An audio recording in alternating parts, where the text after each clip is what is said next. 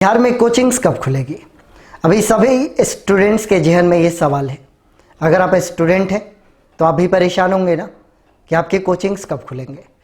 आपका परेशान होना स्वाभाविक है, आपका अपने कोर्स की चिंता करना स्वाभाविक है। सडनली आपकी ज़िंदगी में आपकी पढ़ाई रुक गई। हज़ारों स्टूडेंट्स हमारे बिहार के अलग अलग चीज़ों की तैयारी कर रहे थे, सडनली एक न्यूज़ मिलता है और उनके कोचिंग, उनके स्कूल्स, उनके कॉलेजेस बंद हो जाते हैं। पहले भी बंद थे, लॉकडाउन की शुरुआत से पहले हमारे बिहार में अभी लॉकडाउन नहीं हुआ था, तब से कोचिंग बंद हो चुके हैं। लगभग होली के बाद से कोचिंग बंद है। सारे बच्चे परेशान हैं। कोटा में बहुत सारे स्टूडेंट्स थे जो कि अलग अलग स्टेट से आकर पढ़ाई करते थे, उनकी भी कोचिंग्स बंद हो गई और लॉकडाउन हो गया और वो वहीं पर रह गए। आप हमारे यहाँ फ़ोन करते हैं तो आप हमसे सवाल करते हैं कि सर कोचिंग कब खुलेगा। अच्छा लगता है कि आप अपनी पढ़ाई को लेकर बड़ा सेंसिटिव है और आप चिंता कर रहे हैं कि आपका कोर्स कैसे पूरा होगा। लेकिन एक कंट्रास्ट की बात है कि जब ये कोटा वाले बच्चे अपने टीचर्स के यहाँ फ़ोन कर रहे थे तो ये नहीं पूछ रहे थे कि इनकी कोचिंग कब शुरू होगी, ये पूछ रहे थे ट्रेन्स कब शुरू होंगी, ये पूछ रहे थे बसेज कब शुरू होंगी। आप अपने घर पर हैं तो आपको अपने कोचिंग की चिंता है, लेकिन वो अपने घर से दूर है तो उन्हें अपने घर की चिंता है। अब रही बात कि सारे भी स्टूडेंट्स परेशान हैं, तो मैं ये बात बताना चाहूँगा कि केवल आप परेशान नहीं, आपके टीचर्स भी उतने ही परेशान हैं। केवल आपको अपने कोर्स की चिंता नहीं, आपके टीचर्स को भी उतने ही आपके कोर्स की चिंता है। लेकिन जब जीवन के रक्षा की बात है और जब पृथ्वी संकट में हो तो हम अपने करियर, अपने पढ़ाई को न देखकर हम अपने जीवन को देखते हैं, मानवता के जीवन को देखते हैं। जब ह्यूमैनिटी डेंजर में हो, जब मैनकाइंड डेंजर में हो, तो किसी एक पर्सनल व्यक्ति के इंटरेस्ट के बारे में नहीं सोचा जाता, पूरे विश्व के बारे में सोचा जाता है। और फिलहाल वो सिचुएशन है कि हम ये ना सोचें कि हमारी पढ़ाई कैसे पूरी होगी, हम ये सोचें कि हम इस संकट से कैसे उबर सकते हैं। फिर भी कोचिंग्स कब खुलेंगी? तो जब से लॉकडाउन हुआ, किराना की दुकानें नहीं बंद हुई, सब्जी की दुकानें नहीं बंद हुई, आवश्यक सामग्रियों की सारी दुकानें खुली रही, बाकी सारी चीज़ें बंद हो गई। कॉस्मेटिक्स बंद हो गए, कपड़ों की दुकानें बंद हो गई, अन्य जो घरेलू यूज़ वाले सामान बेचने वाले दुकानें थी वो सारे के सारे बंद हो गई। सबके खुलने का इंतज़ार है, धीरे धीरे खुल भी जाएगा। एक ऐसा सिस्टम बनाया जाएगा कि शनय शनय उन सारी दुकानों को खोल दिया जाए और हम back to the normal life आए। लेकिन अभी बिहार में कुल मिलाकर आपको पता होगा 500 से अधिक मामले सामने आ चुके हैं और हमारे बिहार में 5 जिलों को रेड जोन डिक्लेयर किया गया, बाकी सारी को ऑरेंज रखा गया। हमारे बिहार में ग्रीन जोन का सिस्टम नीतीश कुमार जी ने हटा दिया है। 5 जो जिले रेड जोन में है, आपको जानकारी होगा, पटना है, मुंगेर है, नालंदा है, रोहतास है और हमारा बक्सर है। तो रेड जोन में तो काफ़ी टाइम लगेगा, जब तक कि हम पूरी तरीके से उबर नहीं जाते तब तक तो नहीं लगता कि कुछ खुलने वाला है। लेकिन फिर भी कोचिंग कब खुलेगी? सारी चीज़ें धीरे धीरे स्टार्ट हो जाएंगी। लेकिन आप एक बात ध्यान रखना हमेशा कि वही चीज़ें स्टार्ट होंगी जहाँ पर क्राउड होने का कोई भी गुंजाइश ना हो। लेकिन अगर कोचिंग से स्कूल्स और कॉलेजेस की बात करें तो अगर कोई टीचर है वो 10 स्टूडेंट्स को पढ़ाता है तो वो अगर 5-5 के बैठने की जगह होती है एक बेंच पर, तो वो 2 बेंचेज, अधिकतम 3 बेंचेज रखता है, 4 बेंचेज रखता है। जो 100 विद्यार्थी पढ़ा रहे तो 100 के हिसाब से वो बेंचेज रखें, 1-2 एक्स्ट्रा होंगे। तो ये तो तय है कि सोशल डिस्टेंसिंग या फिजिकल डिस्टेंसिंग को बनाए नहीं रखा जा सकता कोचिंग्स और स्कूल्स में। अगर कोचिंग्स और स्कूल्स खुल गए तो उन अफेक्टेड एरिया में जहाँ पर संक्रमण के शिकार लोग हैं वहाँ के विद्यार्थी भी पढ़ने आएंगे और साथ में बैठेंगे, क्राउड होगा, कोई किसी को नहीं पहचान पाएगा, संक्रमण बहुत ही ज़्यादा फैल जाएगा। एक तो लॉकडाउन का छुटकारा चाहिए, कहीं ऐसा ना हो कि ये लॉकडाउन बहुत बड़े लॉकडाउन में तब्दील हो जाए, तो ये पहला खतरा। अब रही बात विद्यार्थियों को ये लगता है कि आखिर खुलेगा कब, तो आपको ये ख्याल रखना होगा धीरे धीरे जब आपके ज़िले से पूरी तरीके से रोग समाप्ति के कगार पर पहुंच जाएगा, हर एक संक्रमित व्यक्ति की पहचान हो जाएगी, लगभग सबकी रिकवरी होने के कगार पर होगी, तब तो मुझे ऐसा लगता है कि जब सारी चीज़ें खुल चुकी होंगी तो लास्ट में हमारी बारी आएगी।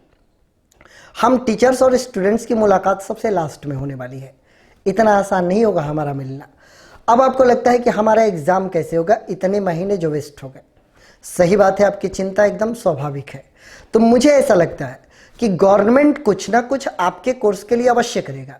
या तो कोर्स को शॉर्ट कर दिया जाएगा या फिर आपका जो सेशन है उसको बढ़ाया जाएगा। आपको 2 महीने 3 महीने का एक्स्ट्रा टाइम दिया जाएगा। हालांकि कुछ जानकारी नहीं, लेकिन इतना तो समझने लायक बात है कि गवर्नमेंट को भी ये बात मालूम है कि विद्यार्थी आखिर तैयारी कैसे करेंगे। तो आप अभी चिंता ना करें, बल्कि एकदम चिंतन करें घर पर बैठकर के इस समय का सदुपयोग कैसे करें। खुलेगा ये तो तय है, हम मिलेंगे ये तो तय है, लेकिन थोड़ा सा धैर्य रखना है। अब आप अभी क्या करें? तो अगर मैं अपनी बात करूं, अपने बक्सर जिले की बात करूं, तो बक्सर जिले के बहुत सारे टीचर्स अपने अपने यूट्यूब चैनल पर अपने अपने विषय को पढ़ा रहे हैं। जिन शिक्षकों के पास उनका यूट्यूब चैनल नहीं था, उन लोगों ने भी लगभग अपना चैनल क्रिएट कर लिया है और वो पढ़ा रहे हैं। ये भी तय है कि आप कहिएगा कि हमारे पास मोबाइल नहीं है, हमारे पास इंटरनेट नहीं है, हमारे पास इंटरनेट की स्पीड नहीं है। तो देखिए, ये समस्याएं तो आएंगी, लेकिन अभी के समय में हम क्या कर सकते हैं, तो वो करने की कोशिश कर रहे हैं। हाँ, जब आपके क्लासेज शुरू होंगे तो आपके टीचर्स ऐसा नहीं कहेंगे कि ये टॉपिक मैंने YouTube पर पढ़ा दिया कि तो मैं अपने क्लास में नहीं पढ़ाऊंगा, ये मत सोचिएगा। वो क्लास में भी पढ़ाएंगे, लेकिन अगर आप YouTube से पहले से पढ़कर तैयार रहिएगा तो जब आप क्लास में जाइएगा तो आपकी प्रिपरेशन अच्छी होगी, तो कोर्स को थोड़ी स्पीड से चलाई जा सकती है। तो ऐसे सिचुएशन में एक बार आप YouTube पर पढ़ चुके हैं, एक बार आप क्लास में पढ़ेंगे, तो दोनों बार आपको फायदा होगा और आपका कोर्स थोड़ा तेज चलेगा और आपको समझ में भी अच्छा आएगा।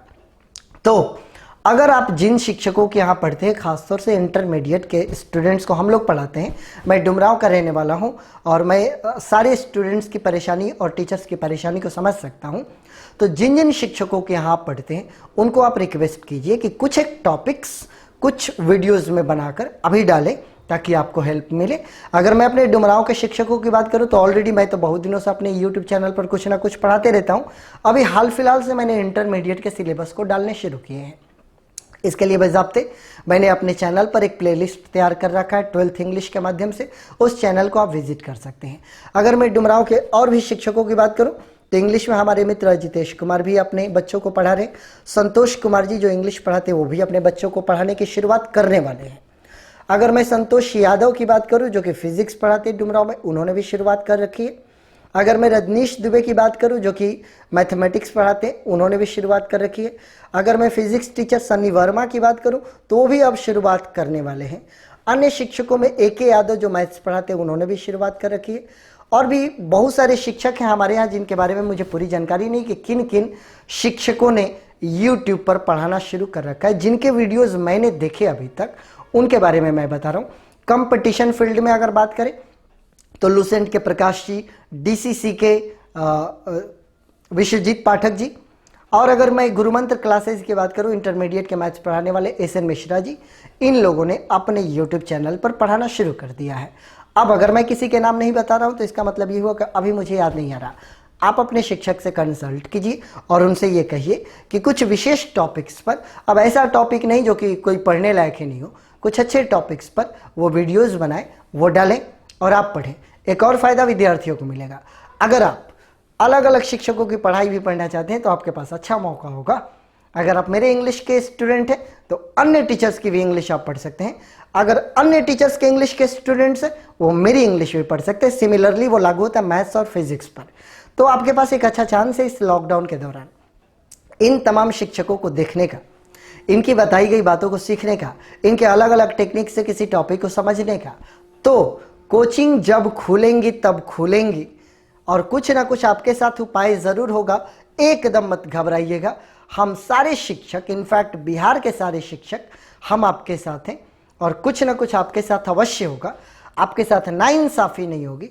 गवर्नमेंट भी आपके लिए कुछ कोई ना कोई उपाय करेगी और जिस दिन खुलेगा ज़रूर खुलेगा।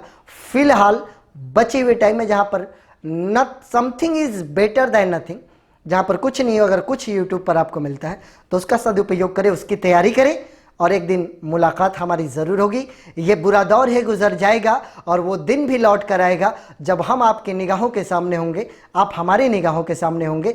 सारे शिक्षक अपने क्लासेज में प्रवेश करेंगे, सारे स्टूडेंट्स उनके क्लासेज में जाकर बैठे हुए नजर आएंगे, वो पुराने दिन, वो हसीन दिन भी लौट कर आएंगे और हमारे चेहरे पर मुस्कुराहट होगी।